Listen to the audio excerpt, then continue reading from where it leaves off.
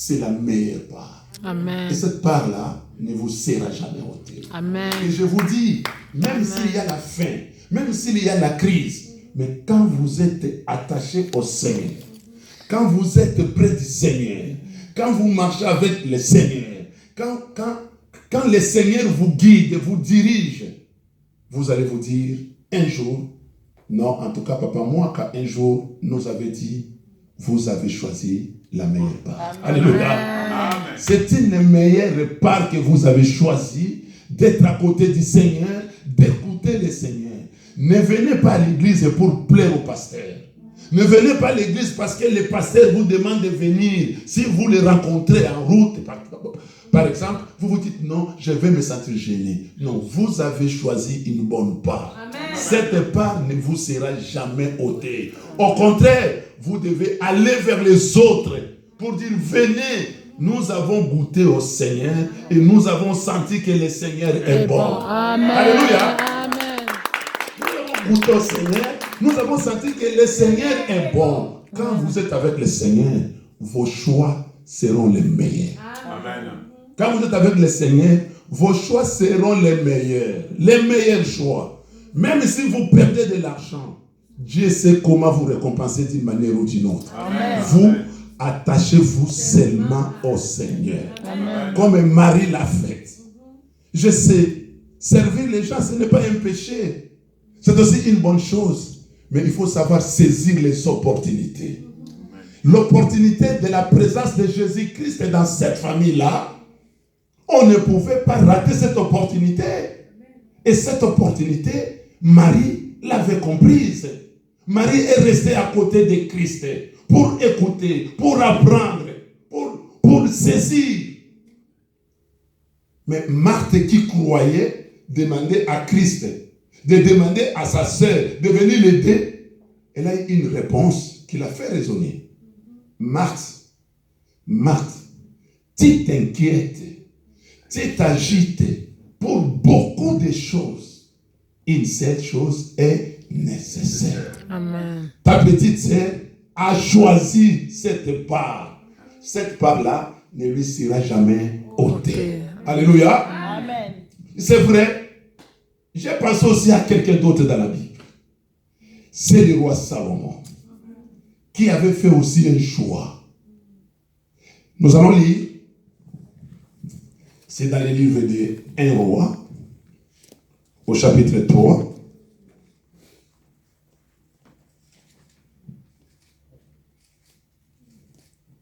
Un roi, chapitre 3.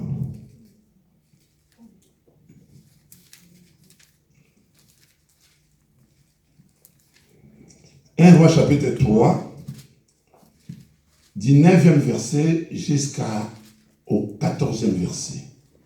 Je lis rapidement pour raison de temps.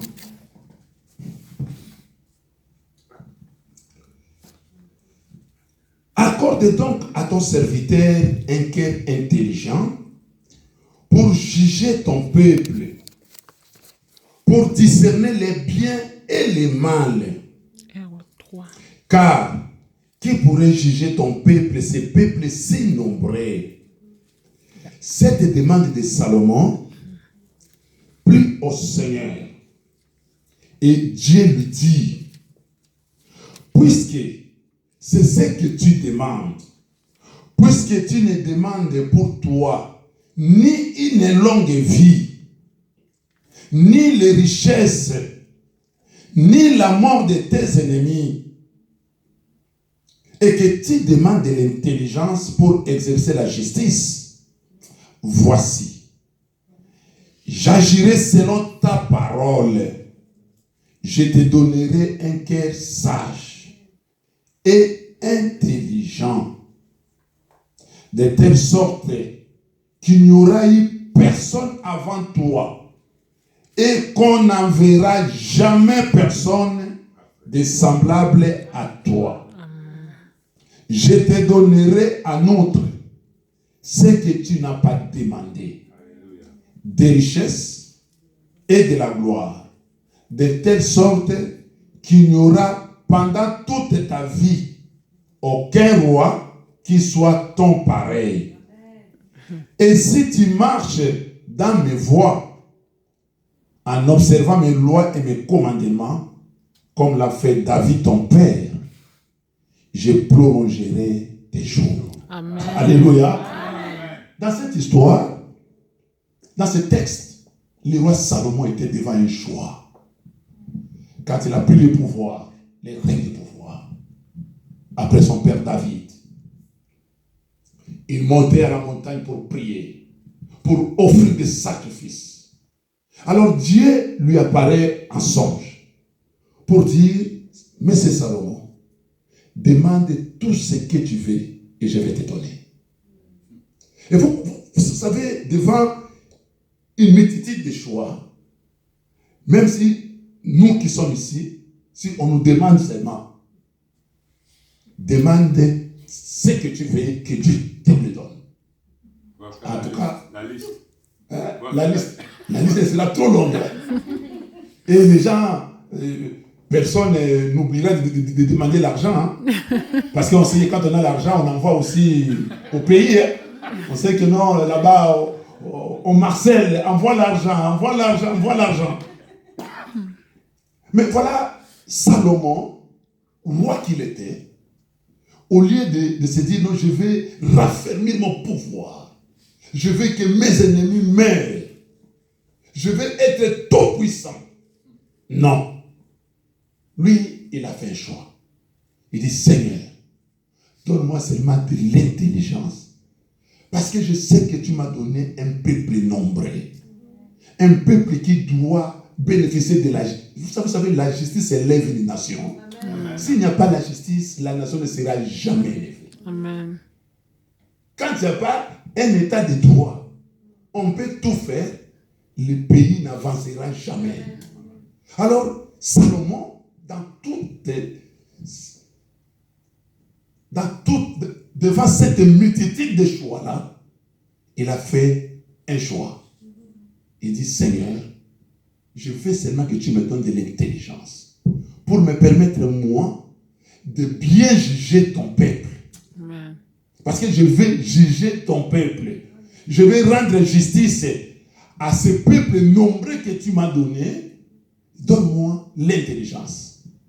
Vous savez, quand on demande l'intelligence, il y a parfois, moi je me dis peut-être Salomon, quand il a demandé l'intelligence, il ne faisait pas la différence entre l'intelligence et la sagesse. Parce qu'on peut être intelligent, on n'est pas sage. Mm-hmm. Il y a certains professeurs d'université, ils sont très intelligents. Très intelligents. Mais ils n'ont pas la sagesse.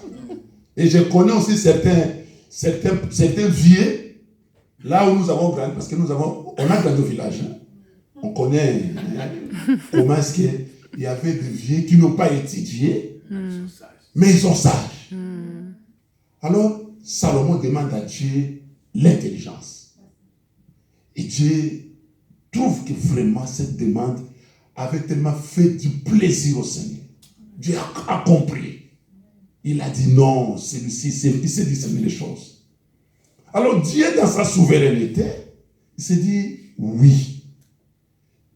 Au lieu de vous donner l'intelligence, moi je vous donne d'abord la sagesse et l'intelligence. Amen. Vous comprenez? Donc, il a compris une chose, je demande l'intelligence à Dieu. Mais Dieu, dans sa souveraineté, il dit non, pour diriger tous ces peuples, on n'a pas seulement besoin de l'intelligence, on a aussi besoin de la sagesse. Amen. Dieu lui donne la sagesse et l'intelligence. Et Dieu ne s'arrête pas là. Dieu ne s'arrête pas là. Nous venons de lire. Amen. Il lui donne l'intelligence, il lui donne la sagesse. Il commence d'abord par la sagesse et l'intelligence. Et puis, Dieu lui donne la richesse et la gloire. Parce qu'il s'est dit, celui-ci doit diriger mon peuple. S'il n'est pas riche, il sera aussi faible. Il doit être riche. Et il doit avoir la gloire. La gloire. Dieu lui donne la richesse. Il lui donne la gloire. Et Dieu lui dit encore, en tout cas, si toi, tu marches dans le respect de mes ordonnances, de mes commandements, je vais vous donner une longue vie. Alléluia. Amen. Vous comprenez les choix qu'il a fait. Il n'a pas choisi de l'argent. Mais Dieu nous donne toujours au-delà de ce que nous lui demandons. Si nous lui demandons avec assurance, avec humilité, avec crainte, parce que la crainte de l'Éternel, c'est le commencement de la sagesse. Amen. Alléluia. Amen. Donc, le roi Salomon, en demandant l'intelligence, il en a eu beaucoup auprès du Seigneur, parce que le Seigneur avait compris ce qu'il avait besoin. En tant peut-être que jeune, il se disait, il ne comprend pas tout ce qu'il demande. Donc, lui, il a demandé seulement ça, mais moi, je sais qu'il aura besoin de ça. Dieu connaît nos besoins. Amen. Servons le Seigneur. Et Dieu nous récompensera à son moment, à son temps. Amen. Le temps de Dieu n'est pas notre temps. Amen. Nous avons toujours été pressés. L'homme a toujours été pressé. Quand l'homme demande à Dieu, il dit, donne-moi aujourd'hui ou demain. Mais quand ça traîne, vous voyez combien il y a des gens qui rentrent dans le monde. Quand vous avez déjà fait un pas dans le Seigneur, restez ici. Kangama, Tingama, reste là. Reste à ton poste, comme on dit. Reste